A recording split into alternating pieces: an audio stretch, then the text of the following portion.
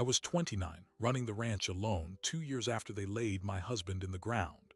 The fence line sagged like a broken spine, and I could barely keep the cattle from wandering. He came up the road one morning with a worn saddlebag and a horse as thin as he was. "I'll mend all your fences if you let me stay a week," he said, not begging, like a man who knew what his hands were worth. "My name is Clara Stillman." I was 29 years old and the sole owner of the Double Arrow Ranch, 2,000 acres that had been in my husband Hank's family for 3 generations. I'd buried him 2 years earlier when a fever took him in 5 brutal days. Since then, I'd been running the place alone, waking before dawn to mend what I could and watching the rest fall apart because 2 hands can only hold so much. The fence line was the worst, a sagging, rusted spine that let the cattle wander and let the world see how close I was to breaking. When the drifter made his offer, I didn't see a stranger. I saw a chance to breathe. I handed him the pliers that morning without even asking his name, and I had no idea I'd just let in the man who would mend far more than wire and post. I handed him the pliers, and he set to work without another word. He didn't ask where the worst breaks were. He just walked the line, eyes moving over every sag and rusted coil like he could read the land better than I could. By noon, he had repaired a quarter-mile of wire that I'd been avoiding for 6 months, his hands moving with a practiced economy that spoke of years of doing this for a living. I brought him water and a cold biscuit, but he only nodded and kept working. The man was a ghost with a purpose, and I didn't even know his name. That first night, I expected him to sleep in the bunkhouse, but he unrolled a bedroll in the barn loft, next to his thin horse. I stood at the kitchen window watching the lantern light flicker through the slats and told myself it was just curiosity. My husband Hank had built that barn with his own hands 12 years ago, back when we both believed this land would hold us forever. Now Hank was gone, the bank was circling, and a stranger was bedding down in his hay. I should have felt violated. Instead, I felt something worse: relief. The next morning, I learned his name was Caleb McCready. He said it over a breakfast of fried eggs and coffee that I set out on the porch because I wasn't ready to have a man inside the house. He talked the way he worked, spare and deliberate. His people had run cattle in Montana before the big drought of 1988 destroyed everything. He'd been a farrier, a fence builder, a ranch hand for hire ever since, never staying in one place longer than a season. I asked why he'd stopped here. He looked out at the wheat field and said, "The fence looked like it needed someone who gave a damn." By the third day, he had repaired the entire eastern line and started on the southern stretch that ran along the county road. I found myself riding out on my old gelding just to watch him work. There was something hypnotic about the way he handled the wire, pulling it taut with a leather-gloved grip, setting posts into ground that had baked hard as concrete. My husband had been a talker, a storyteller who filled every silence with plans and jokes and dreams.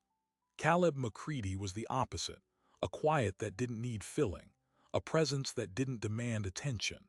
And that was dangerous because I was starting to notice things I had no business noticing.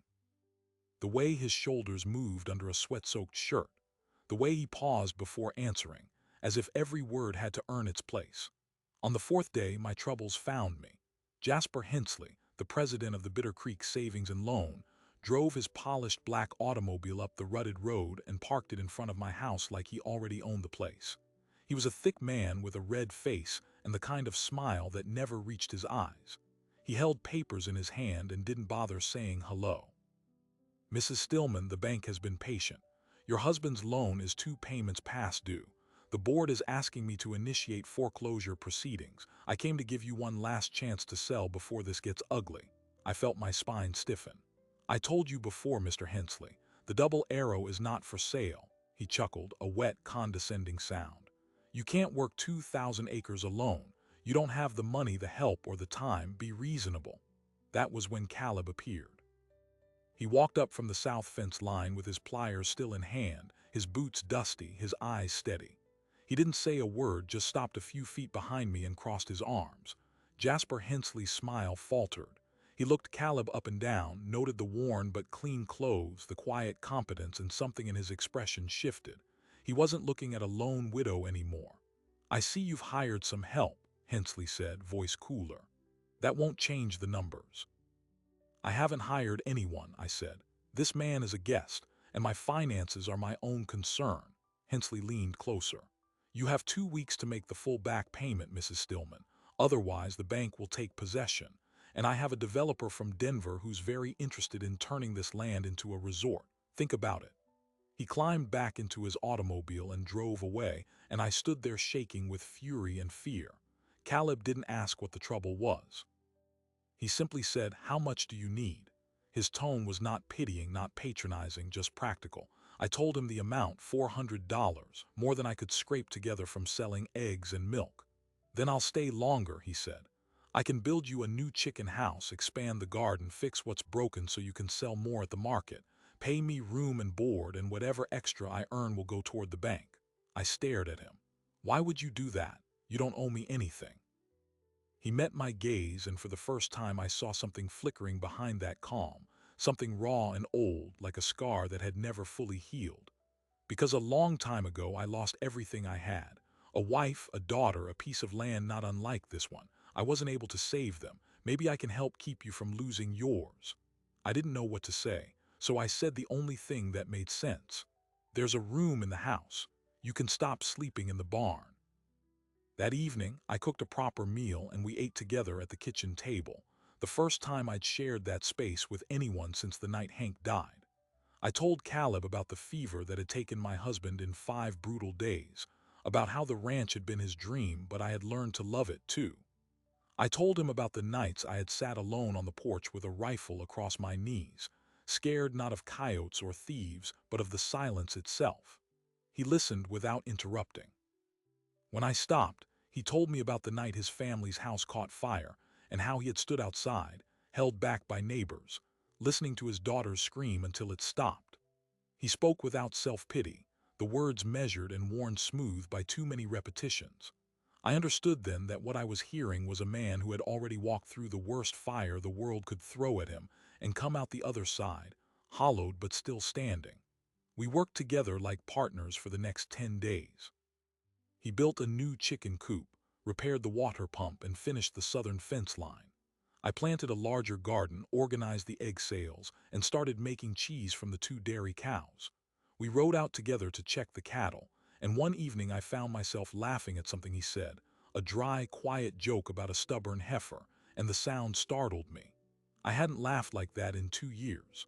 The 6th morning after the banker's visit, I woke to find Caleb already gone from the house. I found him in the barn, packing his saddlebag. My heart dropped. "You're leaving?" I asked, trying to keep my voice steady. He looked up, his expression unreadable. "The week's been over for a while. The bank payment is almost covered now. You'll manage." I felt a surge of anger. "You said you'd stay until it was done. The fences are mended, the coop is built, the pump works. I've done what I said I'd do." He pulled the leather strap tight and turned to face me fully. "Clara, the longer I stay, the harder it is to leave. And I'm not the kind of man who stays." This was the moment I should have let him go. He was a drifter, a ghost, a man who carried so much grief that his leaving was as inevitable as the turning of the seasons. But I had begun to feel something I had thought was buried with Hank, the stubborn, terrifying hope that I might not have to face every future sunrise alone. I stepped forward, closing the distance between us. "Then maybe you should become that kind of man." He said nothing, but his eyes held mine, and for a long stretch of silence, the only sound was the wind in the rafters. Then he dipped his head, almost imperceptibly, and pulled the saddlebag back off the horse. That night, the sky turned bruised, and a late autumn storm rolled down from the mountains with a fury I hadn't seen in years.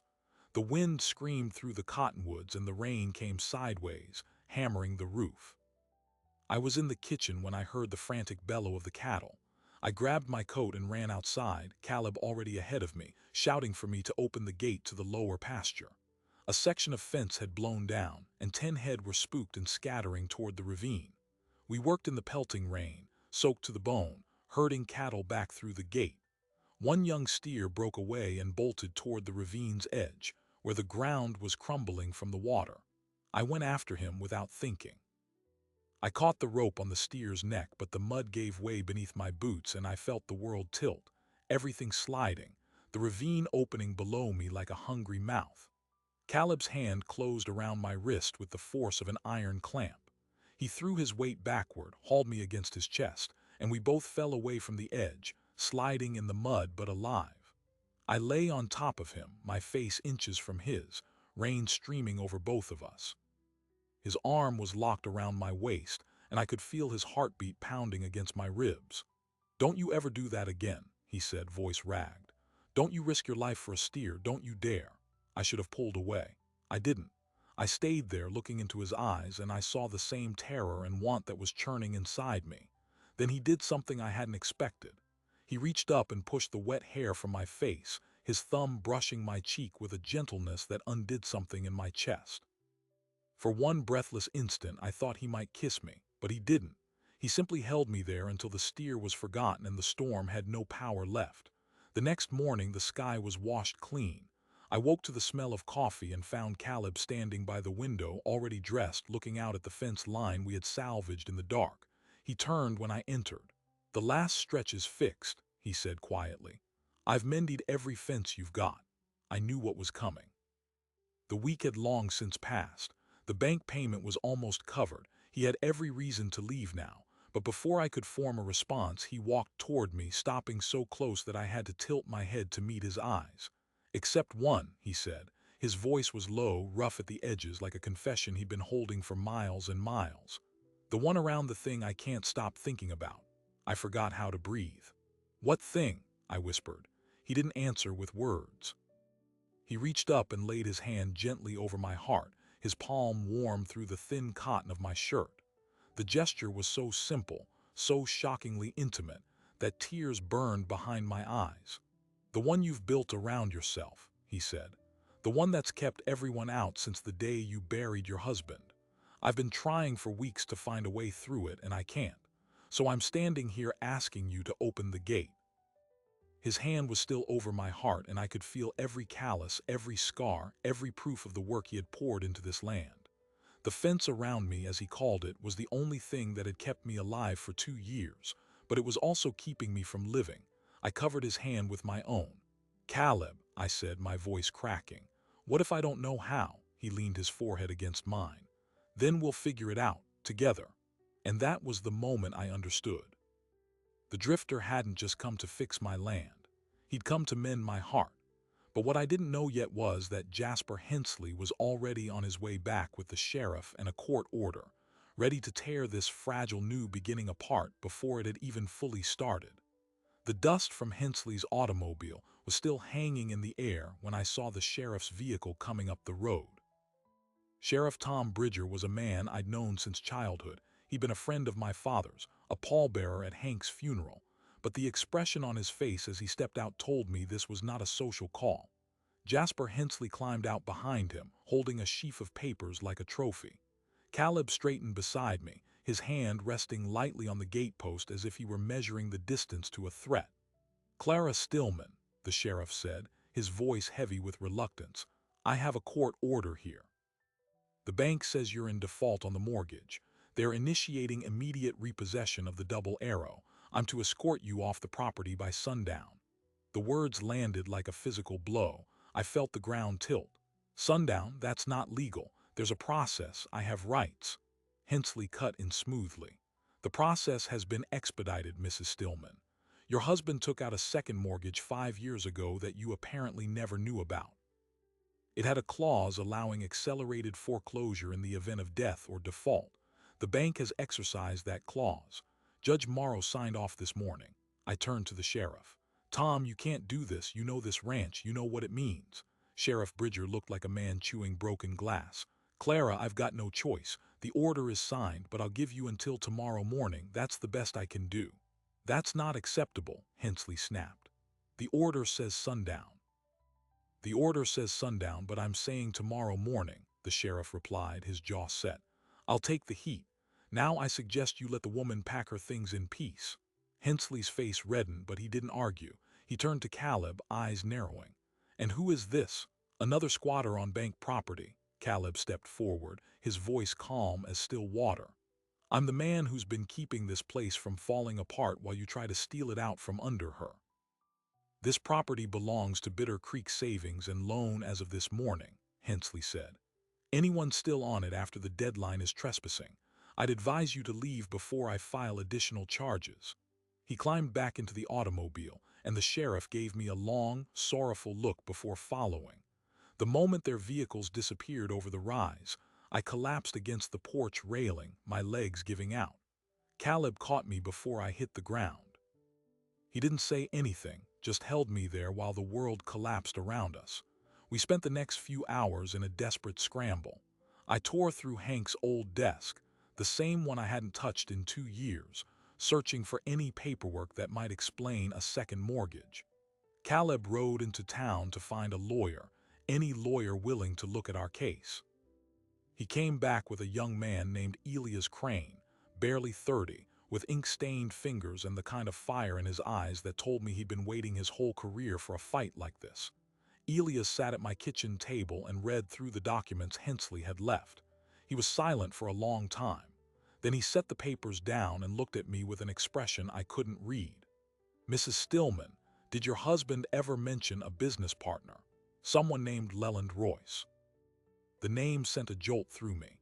Leland Royce was the man who sold Hank the southern pasture, but that was before we were married. Hank bought that land free and clear. It's been part of the Double Arrow for 15 years. According to this, Elias said, turning the paper toward me, Hank Stillman and Leland Royce entered into a cosign agreement on a second mortgage in 1918. The loan was for $5,000 secured against the entire property. Your husband's signature is on it.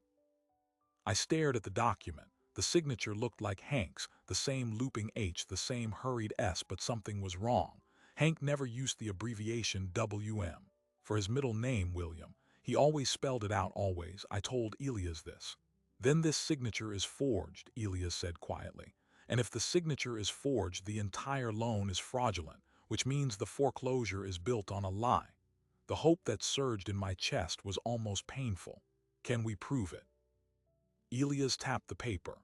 "We'll need a handwriting expert, and we'll need to find Leland Royce because he's the other signatory.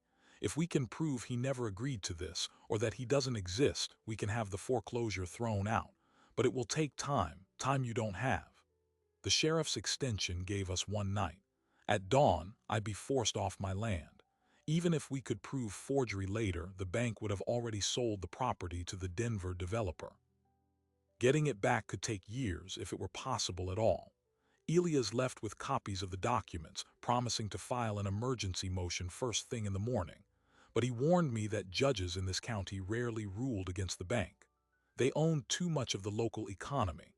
The same bank that held the mortgage also held the sheriff's pension, the county's operating loans, and the mortgages of half the town. Jasper Hensley was the most powerful man in the valley, and he knew it. That night, Caleb and I sat on the porch under a sky thick with stars. I couldn't sleep. Every inch of this land had been mine for 12 years, and I was losing it to a forgery. I told Caleb about the day Hank and I had first seen the property, how we'd stood on this exact hill, and he'd promised me a life of open skis and honest work. How he'd built the barn with his own hands, how he'd planted the cottonwood tree that now shaded the house. All of it erased by a pen stroke that wasn't even real. Caleb listened in silence. Then he said, "I know where Leland Royce is." I turned to him, stunned. "What?" "He's been dead for 2 years, Caleb said. "He died in a mining accident up in Silverton. I worked a claim near there the year after. I saw his name on a memorial plaque outside the Union Hall. A dead man couldn't confirm a loan. If the cosigner was deceased before the loan was finalized, the entire agreement was void." This was the proof we needed, but we still faced the same problem, getting that proof recognized by a judge before Hensley forced me off the land. Caleb stood abruptly. "There are old records in the county courthouse, death certificates, land deeds, property transfers. If Royce's death is on file, it's public record. I know a clerk who might help, but I'd have to go tonight." "If you're caught breaking into the courthouse," I started. "I won't be breaking in," he said. "I'll be visiting a friend who works late. If Hensley finds out what we're after, he'll have those records pulled before sunrise." I wanted to argue, but I knew he was right. So I watched him saddle his horse and ride into the dark. the sound of hoofbeats fading into the vast stillness of the valley. I spent the next 3 hours packing the floor, cataloging every creak and sigh of the old house, preparing myself to face the dawn alone if he didn't return. 2 hours before sunrise, I heard movement outside, but it wasn't a single horse. It was the rumble of an automobile engine and the low murmur of men's voices. I peered through the window and saw headlights cutting through the dark, 2 vehicles, not the sheriff. Hensley hadn't waited for morning. I grabbed the rifle from its place by the door and stepped onto the porch. The headlights died and I heard Hensley's voice, thick with false civility. "Mrs. Stillman, I'm here with representatives of the bank and the purchaser. We're conducting a pre-dawn inspection. I'd advise you to stay inside." "This is still my property until the sheriff says otherwise," I called back, rifle held low but visible. "You have no right to be here."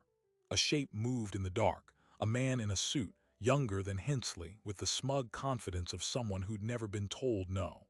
The Denver developer, I assumed. He stopped at the edge of the porch light and smiled. "Mrs. Stillman, I'm James Whitfield. I represent the consortium that's purchasing this parcel for a luxury resort. I understand this is difficult, but the law is the law. If you cooperate now, we might be able to arrange a small settlement for your relocation. Call it a goodwill gesture." "I don't want your goodwill," I said. "I want my land." Whitfield's smile didn't waver. "I'm told you're friendly with a drifter who's been squatting here, a man with a questionable history." "If this goes public, Mrs. Stillman, the story won't be about a widow losing her farm. It'll be about a lonely woman taken in by a dangerous tramp. The bank will paint you as unstable, and the judge will have no choice but to side with reason." The threat was clear. "Fight us and we'll destroy your reputation along with your home." I felt my hands tighten on the rifle. But before I could respond, a third vehicle arrived, the sheriff's car, lights flashing. Tom Bridger stepped out, looking exhausted and angry. "Hensley, I told you to wait until morning," he growled. "The inspection was scheduled, Sheriff. I have every right." "You have no right to harass this woman in the middle of the night. Get off this property now or I'll arrest every one of you for trespassing." Hensley's face contorted. "You don't have the authority. This land belongs to the bank." "It belongs to her until the court process is complete, and I'm the one who enforces that," Bridger said. "Now go, all of you." They went, but not before Hensley shot me a look of pure venom. As the taillights disappeared, the sheriff put a hand on my shoulder. "I bought you a few more hours, Clara. Use them wisely." He couldn't say it out loud, but I understood. He was on my side, but he was trapped by the same system that was trying to crush me. If I didn't find a way to stop the foreclosure by noon, even he couldn't protect me. The sun rose pale and cold over the eastern mountains. I stood on the porch watching the light spread across the fields, and I felt the enormity of what I was about to lose pressing down on my chest like a stone. This land had been the Stillman family's for 3 generations. I'd married into that legacy and then buried it. Now I was the one who would watch it be sold. The sound of hoofbeats broke the silence. Caleb rode up with his horse lathered and his coat caked in road dust. In his hand, he held a leather folder, yellowed with age. "I found it," he said, his voice raw. "The death certificate. Leland Royce died in a mine collapse on March 12, 1917, 9 months before the loan was dated." I snatched the paper from his hand, scanning the faded script. The name, the date, the official county seal, it was all there. Royce couldn't have signed anything. The entire second mortgage was built on a dead man's name. "We have to get this to Elia's," I said. "Now." But even as I spoke, I saw dust on the horizon. Hensley's automobile returning with the sheriff and what looked like a county wagon. They'd come to enforce the eviction. We were out of time. Then a second dust cloud rose from the other direction. A car moving fast. It skidded to a stop in front of the house and Elias Crane jumped out, waving a piece of paper. "I filed the emergency motion," he shouted. "Judge Morrow agreed to a hearing at 10 o'clock this morning. The eviction is stayed until then." I felt my knees buckle. Caleb caught me, and for a moment I allowed myself to believe we might actually win. Then Elias' face darkened. "There's something else." I went through Hensley's files. A clerk owed me a favor. The developer, James Whitfield, he's not just some businessman. He's Hensley's nephew. And the Resort Consortium. It's a shell company controlled by the bank's largest shareholders. This was never about a loan. It was about stealing your land out from under you from the very beginning. The revelation hit me like a fist. The forged signature, the dead cosigner, the accelerated foreclosure. It was all part of a coordinated plot. Hensley hadn't just found an opportunity, he'd manufactured one. And now, with a hearing set for 2 hours from now, I had to prove it in a courtroom where the judge and half the witnesses were indebted to the very institution I was accusing of fraud. Caleb looked at the death certificate in my hand, then at Elia's, then at me. His expression was unreadable, but his voice was steady. "Then we go to that hearing," he said, "and we make them answer for every lie they've told." I nodded. But deep in my chest, a cold voice whispered the question I couldn't escape. What if the truth wasn't enough? The Bitter Creek Courthouse was a squat brick building on the town square, the kind of place where justice was supposed to be blind, but everyone knew the scales were weighted. By 9:30 that morning, the hearing room was packed with townsfolk who had heard the rumors and come to see if a widow could really stand against the bank. I walked in with Caleb on one side and Elias on the other, the death certificate clutched in my hand like a talisman. Across the aisle, Jasper Hensley sat with his lawyer, a silver-haired man named Thaddeus Cole who had never lost a case in this county because he knew where every body was buried. The judge was Harold Morrow, a man whose wife sat on the board of Bitter Creek Savings and Loan. Elias presented the death certificate first. He laid it on the clerk's table with the care of a man handling dynamite. "Your Honor, this document proves that Leland Royce, the alleged cosigner of the second mortgage, died 9 months before the loan was executed. A dead man cannot consent to a loan. Therefore, the mortgage is void and the foreclosure is based on a fraudulent instrument." The room buzzed. Judge Morrow adjusted his spectacles and examined the certificate. For one suspended breath, I thought it might be enough. Then Hensley's lawyer rose, smiling like he'd been waiting for exactly this moment. "Your Honor, the bank does not dispute Mr. Royce's unfortunate passing. However, we have a sworn deposition from Mr. Royce's business partner, a Mr. Silas Grant, who attests that Leland Royce and Hank Stillman discussed and agreed to the loan terms 2 years prior to Royce's death. The paperwork was merely delayed. The intent was clear, and in the eyes of equity, intent matters." Elias shot to his feet. "That's absurd. There is no legal precedent for an oral agreement to supersede a written contract signed by a dead man. And where is this Mr. Grant? Why is he not here to testify in person?" Cole's smile didn't waver. "Mr. Grant is in poor health and cannot travel, but his deposition is notarized and legally admissible. Furthermore," he paused, letting the silence build, "we have a letter written by Hank Stillman himself dated 6 weeks before his death acknowledging the debt and promising to make good on the payments." The room went still. I felt the blood drain from my face. "That's a lie," I said, my voice cutting through the silence. "Hank never told me about any second mortgage. He told me everything." "Perhaps he was ashamed," Cole said smoothly. "Perhaps he planned to tell you when he found the right moment. But the letter exists, Mrs. Stillman, and it is in your husband's hand." Elias demanded to see the letter. Cole produced it from his briefcase with theatrical reluctance. The judge allowed us to examine it, and I felt my stomach drop. The handwriting was a perfect imitation, the same looping H, the hurried S, and right there the damning abbreviation, W.M. Stillman. But this time the forgery was more sophisticated. The paper was aged, the ink faded just so. Someone had gone to great lengths to manufacture this. I pointed to the name.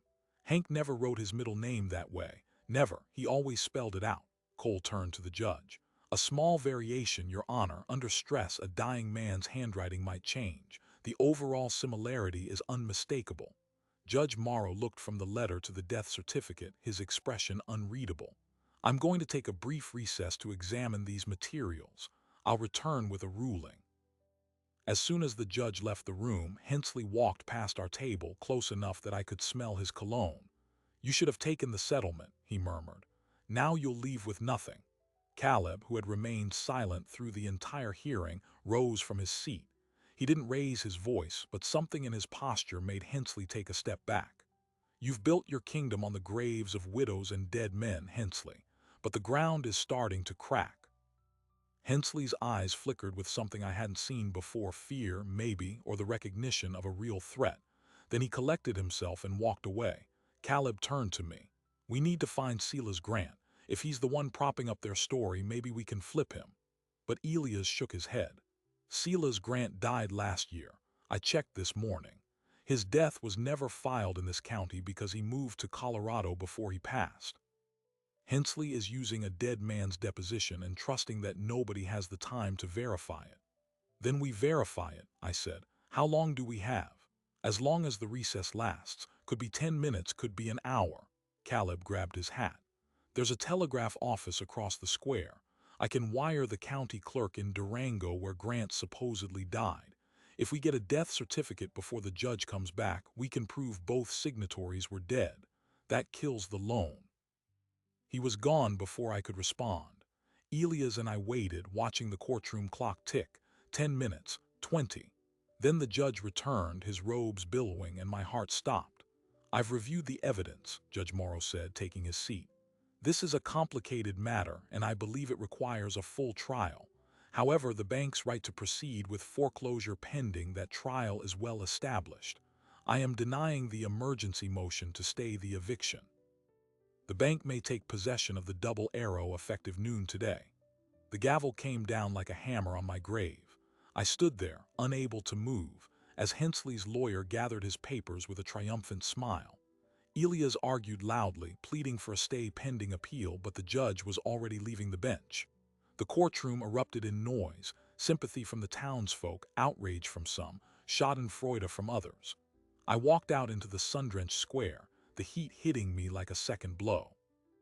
Caleb was just running back from the telegraph office, a yellow slip of paper in his hand. He saw my face and stopped. He ruled against us, I said. By noon, we're out. Caleb didn't hesitate. Then we file an appeal, we get the state court involved, we don't stop.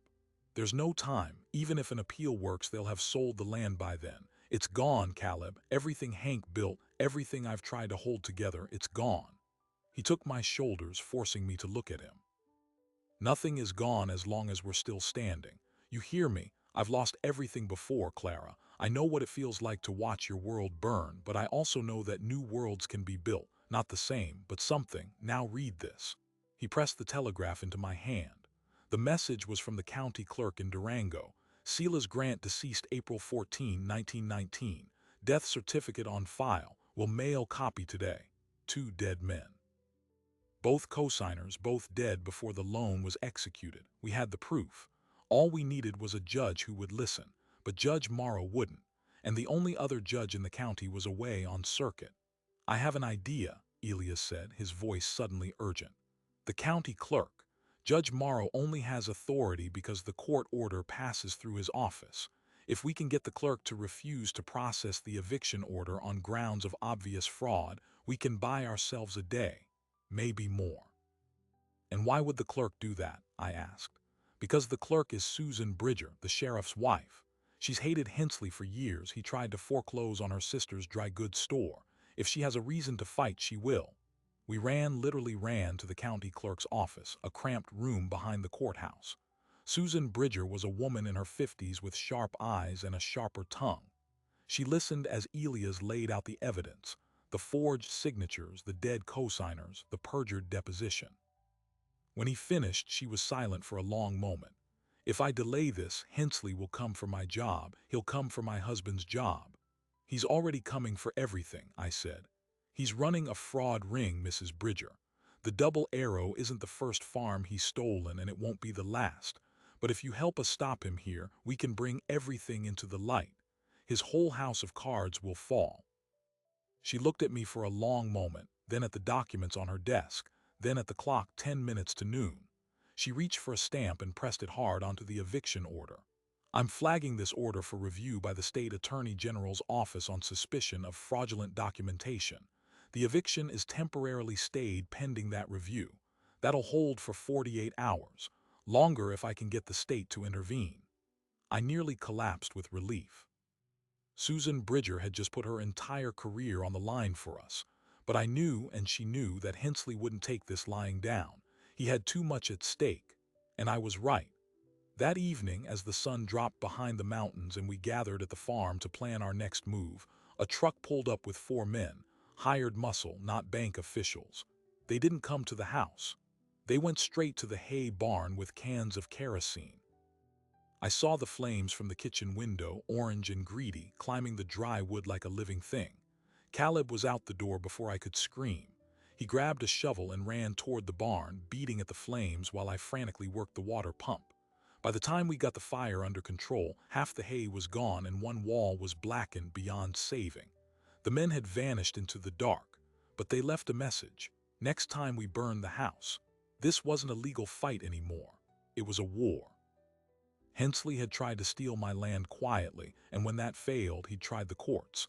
Now he was willing to kill us to protect his empire. Elias insisted we report the attack to the sheriff, but Sheriff Bridger, when he arrived, looked defeated.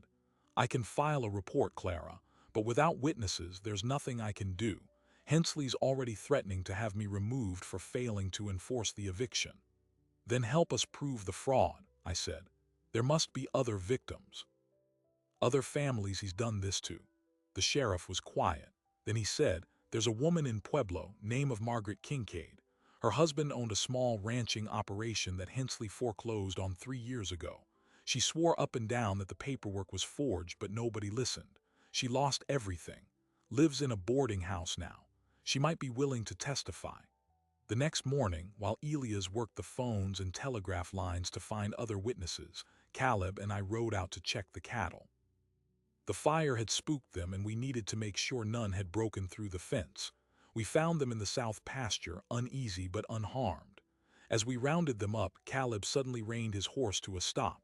He was staring at something on the ground, a boot print fresh in the mud near the fence line.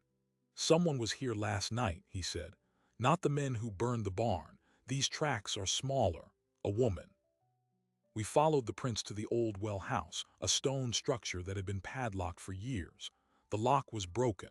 Inside, tucked behind a loose stone in the wall, was a canvas bag. Inside the bag were documents, letters, bank statements, deposit slips. I recognized the letterhead, Bitter Creek Savings and Loan, and the name on the correspondence, Hank Stillman.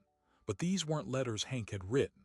They were letters to Hank from Hensley, dated over the past 3 years. Threats, mostly. Demands that Hank sign over a portion of his land for a fraction of its value. References to a silent arrangement that would go away if Hank cooperated. I sank to my knees on the stone floor. Hank had known. He'd known the bank was trying to steal from him, and he'd been fighting it alone without telling me. The stress, the silence, the weight he carried, it all made sense now. And then the last letter, dated 2 weeks before his death. This is your final chance, Stillman. Sign the deed transfer or we'll take everything, including your wife's good name. The fever had killed him, but Hensley had been killing him, piece by piece, long before.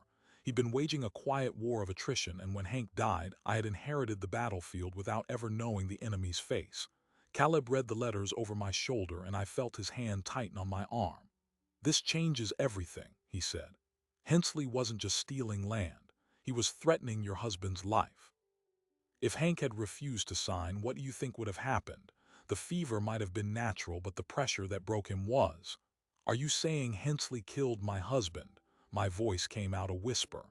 I'm saying the bank pushed him into an early grave, and then they came for you. We need to take these letters to the state attorney general. Now. That night we gathered at Elias' office with the letters, the death certificates, the forged signatures, and a growing list of witnesses who had been victimized by Hensley's schemes. Margaret Kincaid had agreed to send a sworn statement. 2 other families in the county had come forward overnight. A reporter from the Colorado Springs Gazette had gotten wind of the story and wanted to print it. The noose was tightening around Jasper Hensley's neck, but Hensley knew it. And he had one last weapon that nobody expected. As we walked out of Elias' office just after midnight, a figure stepped out of the shadows. It was James Whitfield, the Denver developer, his expensive coat pristine in the lamplight. He wasn't smiling now. My uncle is willing to make a deal, he said. He'll drop the foreclosure, clear the debt, and let you keep the ranch. In exchange, you destroy those letters and drop all charges. No newspaper story, no state investigation. Everything goes back to the way it was. Why would he offer that now? Caleb asked, his voice cold. Because my uncle is a pragmatic man. He sees the writing on the wall, but if you push this further, he will destroy you, not your farm, not your finances, but you personally. He has information, Mr. McCready, that would send you to prison for a very long time. Caleb went rigid beside me. What information? Whitfield turned to me. Did he tell you, Mrs. Stillman, how his wife and daughter really died? The fire in Montana, it wasn't an accident. The insurance company investigated. They found evidence of arson, and the prime suspect was the grieving husband who stood to collect a settlement.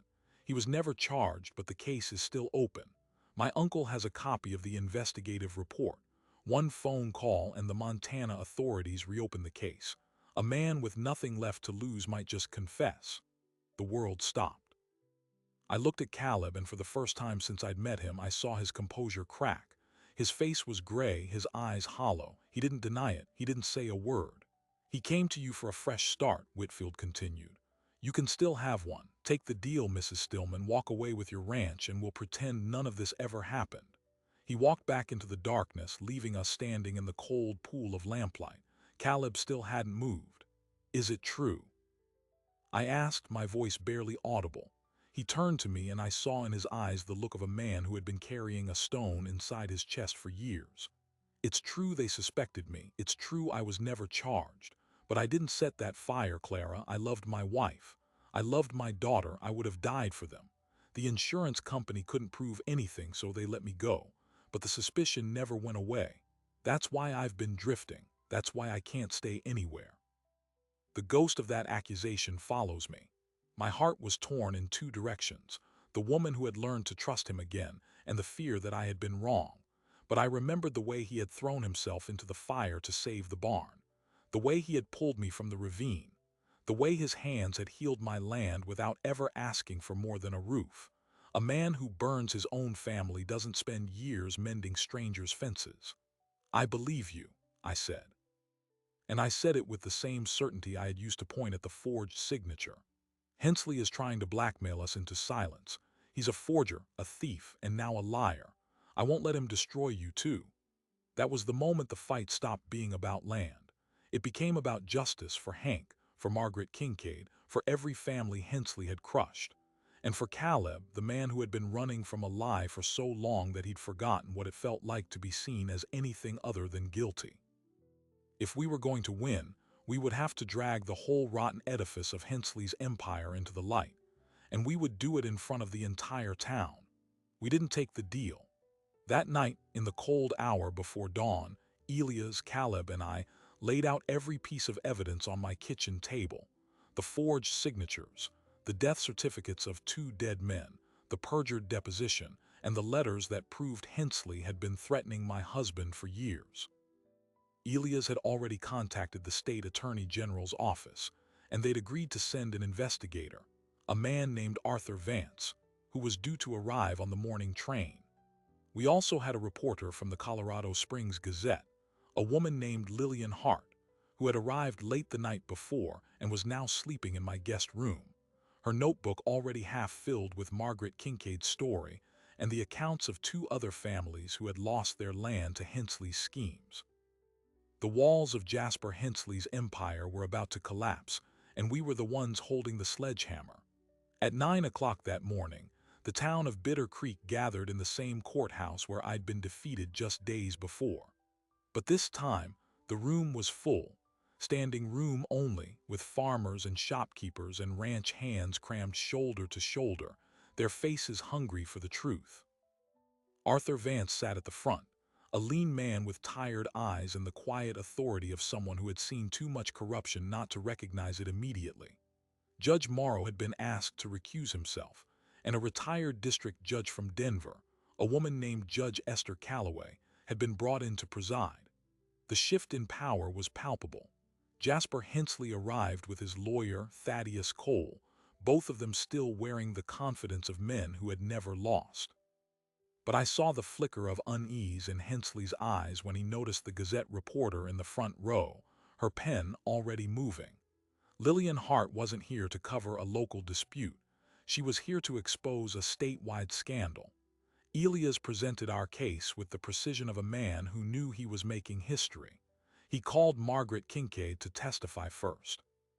She was a small woman, worn thin by years of grief, but her voice was steady as she told the court how Hensley had produced a loan document with her husband's forged signature, how they'd lost their ranch, how her husband had died of a heart attack 6 months later, broken by the injustice.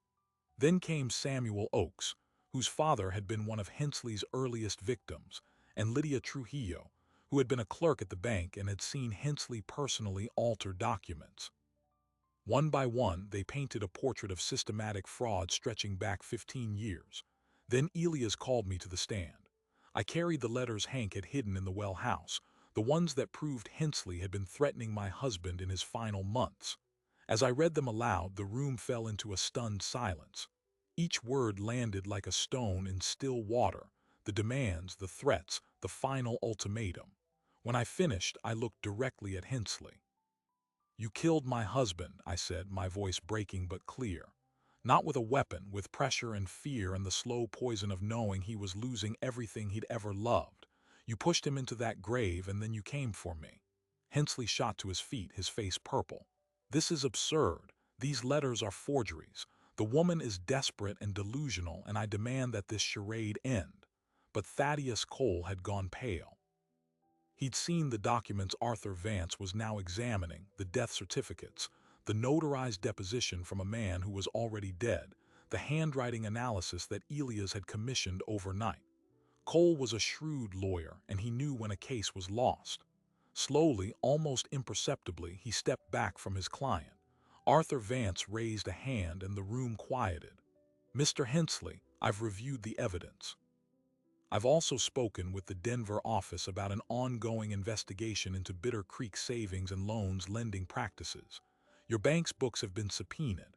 I'm placing you under arrest for fraud, forgery, perjury, and conspiracy to intimidate a witness. You and your associates will be facing state charges. Federal charges may follow." It was over, or almost over. Hensley, wild-eyed and cornered, turned on Caleb. "And what about him?" he shouted, jabbing a finger. "He's a murderer. Ask him about the fire in Montana. Ask him about his wife and daughter." The room turned to Caleb, who had been standing quietly at the back, his hands clasped behind him. I saw the flinch, the tightening of his jaw, but before he could speak, Lillian Hart rose from her seat. "I already did," she said, her voice carrying across the room. "I spent last night on the Telegraph with my editor, who pulled the records from the Montana Territorial Archives. The investigation into the McCready fire was closed 18 months ago. A drifter named Roy Ketchum confessed to setting the blaze on his deathbed. He'd been trying to burn out a rival for a mining claim and didn't know the house was occupied. Mr. McCready was cleared of all suspicion. The insurance company issued a formal apology. The only reason it didn't make headlines is because Mr. McCready had already disappeared and no one knew where to find him." The silence that followed was immense.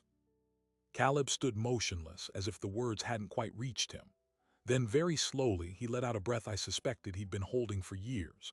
His eyes found mine across the crowded room, and in them I saw something I'd never seen before, not just relief, but the tentative, fragile shape of forgiveness. Forgiveness for himself for surviving when they hadn't. Hensley had nothing left. The man who had controlled the town for decades stood exposed as a criminal, a fraud, and now a slanderer. The sheriff led him away in handcuffs, and the townspeople who had once feared him watched in silence, not celebratory, but somber, the way you watch a fallen tree being cleared from a road. Judge Calloway issued her ruling that afternoon. The second mortgage was declared void. The foreclosure was reversed. The double arrow was officially and irrevocably mine. And thanks to Arthur Vance's recommendation, the state agreed to review every foreclosure Hensley had ever processed, with the possibility of restitution for the victims. Margaret Kincaid would get her day in court after all. The town celebrated that evening with a gathering in the square, but Caleb and I slipped away early and rode back to the ranch alone. We'd spent so much time fighting that we'd almost forgotten what peace felt like. The house was quiet when we arrived, the same creaking floorboards, the same fading light through the kitchen window, but everything had changed. Caleb unsaddled his horse and then stood by the barn, looking out at the south pasture where a new fence line stretched clean and straight against the horizon. I had hired 2 local hands to finish it while the court case was underway, using the last of my savings. It was the best fence on the whole property. "You finished it without me," he said, a note of something like wonder in his voice. "I wanted you to see it." I walked up beside him. "You mended every fence I had, but this one I needed to build myself to prove I could." He turned to me and the setting sun caught the lines at the corners of his eyes, lines that hadn't been there when he'd first ridden up my road. "You didn't need me at all, Clara. You just needed someone to remind you how strong you already were." "That's not true," I said. "I needed you for exactly the thing you offered on that first day, to mend what was broken, and you did. You mended my fences, my land, my hope. You mended my heart." He reached for my hand and I let him take it. His grip was warm and calloused and steady. "Then let me stay," he said. "Not for a week, not to earn a wage, just to stay with you." I didn't answer with words. I lifted my free hand and touched the side of his face. The face of a man who had rebuilt his life from ashes not once but twice. A man who had carried guilt that wasn't his, grief that was, and a hope so fragile he'd been afraid to name it. And then I kissed him, not desperately, not as a question, but as the answer to a story that had started on a dusty road with a broken fence and a woman too proud to ask for help. 2 months later, we held a small wedding on the porch of the Double Arrow. Elia stood as my witness. Susan Bridger brought flowers from her garden. The sheriff, who had been cleared of any wrongdoing and even commended for delaying the eviction, gave me away. And after the ceremony, as the stars came out and the crickets sang in the wheat, Caleb and I sat under the old cottonwood tree and talked about the future. We planned to expand the cattle herd and plant winter wheat in the south pasture. We talked about building a new bunkhouse because Elias had mentioned he might want to settle down nearby. And we talked, quietly and tentatively, about children. As the fireflies began to dance over the fields, Caleb took a folded piece of paper from his pocket and handed it to me. It was a telegraph, dated 2 days before, from the warden of the state prison. I read it twice before the words made sense. Jasper Hensley had been attacked by another inmate, a man whose family had lost their farm in a foreclosure years earlier. Hensley would live, but he'd never walk again. The man who had spent his life breaking others had finally been broken himself. But the surprising detail that stayed with me wasn't the violence. It was a sentence buried at the end of the warden's report. During Hensley's processing, he had confessed to something entirely unexpected. The fire at Caleb's home in Montana had not been set by Roy Ketchum. Ketchum had confessed falsely, a guilt-addled man on his deathbed seizing one final chance to feel like a hero. The real arsonist, Hensley claimed, had been a business rival of Hensley's who wanted to buy the McCready land and used the fire to force a sale. Hensley had known the truth for years and used it as leverage to control people. The information was too late to undo any of the pain, but it confirmed what I had known since the moment I saw Caleb walk my fence line, that he had always been innocent. Every ghost he'd been running from was finally laid to rest. I folded the telegraph and handed it back. "You're free," I said. He shook his head slowly. "I was free the day you believed me." That night, as the moon rose over the Double Arrow, I stood on the porch and looked out at the land that had nearly been stolen from me. The fence line was whole. The barn was repaired. The house was warm with light and voices and the smell of bread baking. And somewhere in the darkness, a drifter who had once arrived with nothing but a saddlebag and a horse was now my husband, standing at the gate, waiting for me. I had once believed that grief was a fence you built around yourself, high and barbed, impossible to breach. But love, I learned, is not an invasion. It's not a siege. It's a quiet presence that walks the perimeter, mending what's broken, until one day you realize the gate is open, and you're no longer afraid to walk through. Tomorrow, we would plant a new field. But tonight, I would close the door on 3 years of solitude and step into a future that had started with a simple offer. "I'll mend all your fences if you let me stay a week." He stayed much longer than a week, and he was still mending things I hadn't even known were broken. What I learned in the end is that the fences we build around ourselves are often the ones most in need of repair. For 2 years after Hank died, I poured every ounce of strength into keeping the ranch alive, and I believed that strength meant keeping everyone out. Independence felt like armor. Solitude felt like control. But the day Caleb McCready walked up that road, I was standing behind a gate I didn't even know I'd locked. He saw it immediately, not because he was wise or special, but because he had built the same kind of gate himself. Two people who had lost everything, meeting at a sagging fence line in the middle of nowhere, each recognizing in the other a grief they'd stopped numbing. The world tells us that love arrives on horseback, or with music, or in a moment of dramatic revelation. But mine arrived with a pair of pliers and an offer to work. It arrived in the quiet persistence of a man who didn't try to break down my walls but instead walked the perimeter until he found the gate. It came in shared meals and mended wire, in the sound of his voice in the dark, in the way his hands never reached for anything I wasn't ready to give. That is the kind of love that lasts, not the kind that overwhelms you, but the kind that remains steady while you slowly, painfully, learn to trust again. Caleb didn't save me. I didn't save him. We saved ourselves side by side, each day building something the other could lean on. That's the real secret behind every story like this one. Nobody rides in on a white horse to fix your life. They simply show up if you're lucky, and they stay. And if you let them, you realize that healing isn't a single dramatic event. It's 1,000 small choices, repeated daily, until the broken places grow strong again. So I'll leave you with this question. What fence have you been building around yourself? And who might be walking the perimeter right now, waiting for you to hand them the pliers? If this story reminded you of your own, or if it gave you hope that even the longest season of loneliness can end, then stick around. We'll be bringing you more true stories of resilience, love, and the quiet courage it takes to let someone in. Subscribe, share this with someone who needs to hear it, and we'll see you in the next one.